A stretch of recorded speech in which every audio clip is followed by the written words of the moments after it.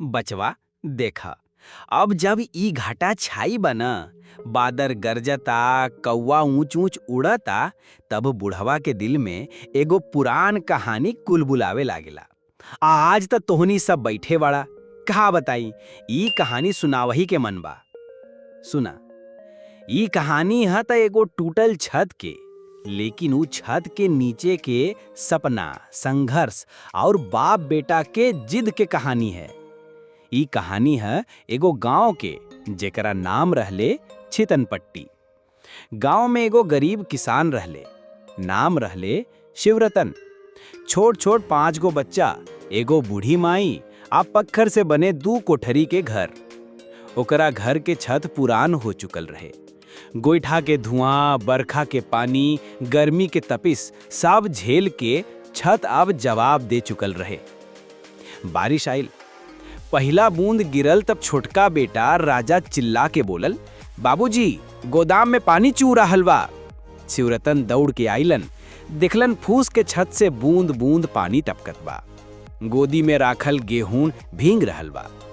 घरवाली कहे लागली कि ई बरखा में कैसे बचावल जाई अनाज के। शिवरतन चुप रहलन, माथा झुका के छप्पर के टपकन देखत रहलन।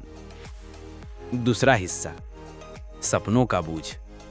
रात भर शिवरतन की नींद नहीं आई।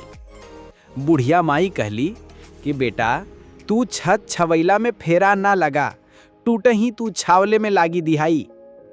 शिवरतन बैठ के सोचत रहलन कि बचवन के पढ़ाई, बीमार माई के दवाई, अब बरखा के पानी से बचाव सब एके संग कहां से हुई। राजा जे 5वां क्लास में पढ़ेला, ऊ धूरे से पूछल, बाबूजी छत कब बनाईबा। शिवरतन मुस्कुरा के सिर पर हाथ फेर के कहलन, छत त बनैभा बेटा, लेकिन पहले तोहर सपना मजबूत करी। तीसरा हिस्सा, संघर्ष की शुरुआत। दूसरे दिन से शिवरतन खेत में ज्यादा काम करे लागले। जे ठेकेदार पैसा में काट लेवे, ओकरा से मोल भाव करत, ओवर टाइम करत, हर हफ्ता 500 रुपया जोड़ल शुरू कैले। बच्चा लोग खिसारी के दाल में पानी डाल के खा लेत रहे। घरवाली बिना सब्जी के रोटी बनावत रहे। लेकिन राजा रोज स्कूल जा रहल रहे, बरखा में भी भींग के। छाता ना होखला पर खटिया के टूटी पाइप से खुद बनौले एगो छाता लेके। एक दिन मास्टर साहब पूछ ले कि ई छाता कहाँ से बनौले बा राजा। त राजा जवाब दिलस, हमार बाबूजी कहले हैं कि बरखा से डर के किताब मत छोड़िया। मास्टर साहब चुप, आंख भर के आइल। 4 महीना बीत गईल, बरखा रुक गईल, छत के हालत और ही खराब हो गईल। शिवरतन अब तक 5000 जोड़ चुकल रहले, लेकिन छत बने में 10,000 लागी। एगो रात राजा पूछल, बाबूजी तोहरा कब छत बनौले के मन बा। शिवरतन कहलन कि जब तोहरा बोर्ड परीक्षा में नंबर आइल ना, तब छत बनौले के जश्न हुई। राजा बैठ के पढ़े लागल। कभी कभी छत से टपकता पानी के नीचे लोटा रख के उही में माथा टिकाए के किताब पढ़े लागल।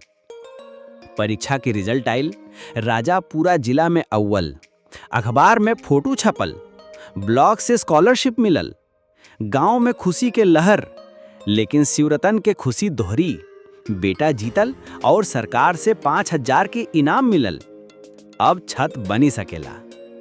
छत के मरम्मत के दिन आइल, पूरा मोहल्ला जमा, बांबू के बल्ला, नया टीन, अब बालू सीमेंट के डलवा आ गईल। राजा खुद चढ़ के ईंट पकड़ा रहल रहे। बाप बेटा के जोड़ी मिल के छत बनावत रहे। गांव वाला कहे कि शिवरतन तोहर छत त सपना के छत है।